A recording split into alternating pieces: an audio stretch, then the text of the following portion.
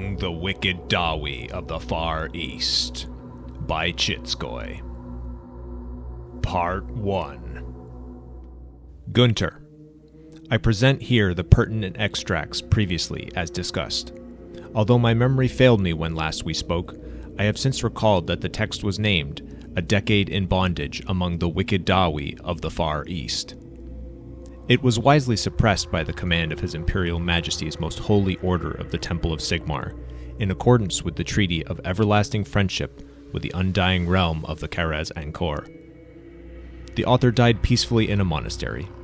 I rescued our copy from the printworks, where his will had requested it be bound for sale. Had to stop the Dawi from burning the entire place. I can't risk making a full copy, but I had the original sent to the chapter house in Kutenholz. I beg you, leave it there. It is the safest chapter house, farthest away from the wandering eyes of the High King. I felt the rough, calloused hand of my tormentor on the raw flesh of my shoulder. "Up," he growled. "It is time." By the time this moment came, gentle reader, I must confess that I was beaten. I will make no pretense in this record, as other chroniclers are wont to do. When I look back on those dark years, I see no benefit in lies. Now, by the grace of Sigmar, I am redeemed. In those earliest days of my captivity, I was utterly without hope. Months of malnourishment, eating the filthy scraps and leavings of the greenskins, tossed from wagon to cell, to wagon to cell, snatching moments of sleep between the sounds of screams and endless churning of wheels. It had all taken a toll, to be sure. But it did not compare to the despair. After the initial shock of my kidnap had subsided, after I was turned over to the hissing greenskin in Akendorf, we began our journey into the east, always.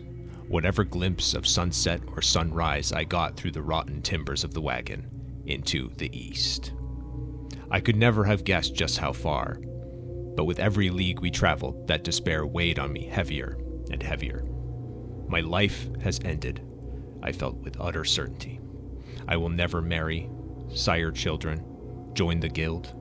It is all over now. Nobody will find me. My greed has killed me, and none will mourn. I rose to my feet and slowly trudged toward the thick iron door. It had become a contest of skill between the greenskin and I, this lack of haste. I would drag my heels as slowly as possible, and he would shove me, and I would trot for a moment, gradually slowing my pace. Half a step away, 10 steps, to drag out these moments of motion as long as possible. But this time something was different. He did not push. "No games, manling," he hissed. "Move yourself. The games are over." I gently increased my pace, as little as possible. He stepped in front of me. It was the first time my face had been so close to his in weeks. He looked different. Everything about him was different. Hunched. The height of a man, my captor was unlike the greenskins I had read about in the libraries of the capitals. He spoke well, was of somewhat human proportions, and had a sharp, perceptive air of cunning about him. I would later learn his kind are the hobgoblins, scorned by their cousins for just these traits, prized by their patrons for the very same. "Listen. You hear, but do not listen.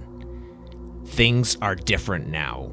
You must learn again to go quickly, to speak up, to think, or things will get much worse." I had watched him over the months of our journey, heard him interact with humans and greenskins alike. I had seen him beat and kill and consume man-flesh. I had never once sensed what I swore now was on the edges of his eyes. Fear. What could I be facing that made my captor fearful? He read the look in my eye, and I saw his muscles twitch, suppressing the desire to beat me. This added to the mystery. Why was he so intent not to mark me? I felt his arm across both my shoulders, and he forcefully walked me up to an iron cell door much like my own. A horrible, muffled screaming was coming from the other side. He rapped a certain rhythm on the door, and after a moment, the inspector's slit slid open. Bloodshot green-skin eyes glared at my captor for a moment, who glared back. "I just need him to see," my captor hissed. "No interruptions," spat the greenskin on the other side of the door, but he moved back. My captor pushed me up to the door, and I felt the ugly heat that coursed through every metal object that hung heavily in the air against my withered body. "Look," he commanded simply. Through the slit, I saw a sharply spiked iron brazier up to my waist height, filled with coals. Facing toward the brazier was a man, leaned against the crossed wooden stakes. No, in the glowering light cast by the brazier, I could see nails. My mind had almost filtered out the screams.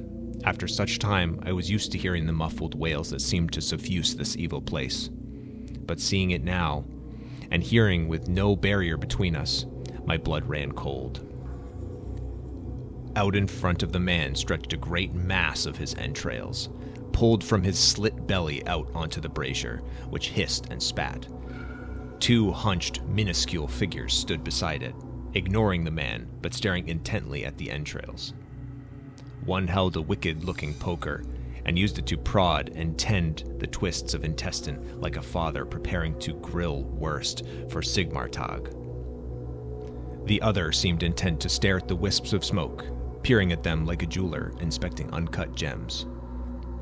The man screaming seemed utterly immaterial, but reader, I assure you, it was like nothing I have ever heard. I have heard a furious griffin devour a lax apprentice slowly, starting from his middle. I have heard his mother's cries as she watched. The sounds of the anguish were as the playing of children by comparison. Soon enough, I would learn how right that feeling was. I would understand my captor's action as a mercy, an attempt at teaching a lesson he hoped would keep us both safe. In the moment, I felt raw, animal terror. "Now you see," he said simply. "This can be you.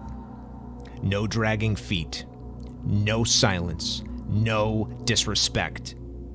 And most of all," he said after some thought, "no questions." I moved with a walk so fast it made the greenskin chuckle disgustingly to himself. We came at last to a long, winding stair, narrow, utterly black. In my weakened state, I heaved a quiet sigh, and he heard me. "Stand. Let it happen."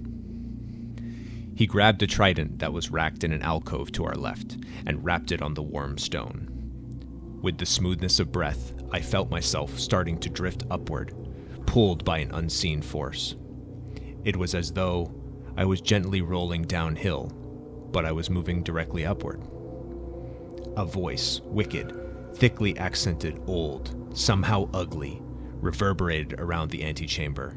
Before us stood an ornate black door, covered in detailing of great winged bulls. "Choga Arata?"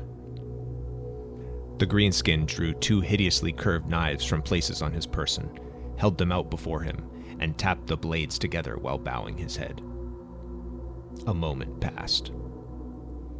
The door slowly began to grind open. My captor placed a hand on my shoulder one last time, seizing the opportunity to pull my ear to his crooked mouth, and hissed, "Make it count."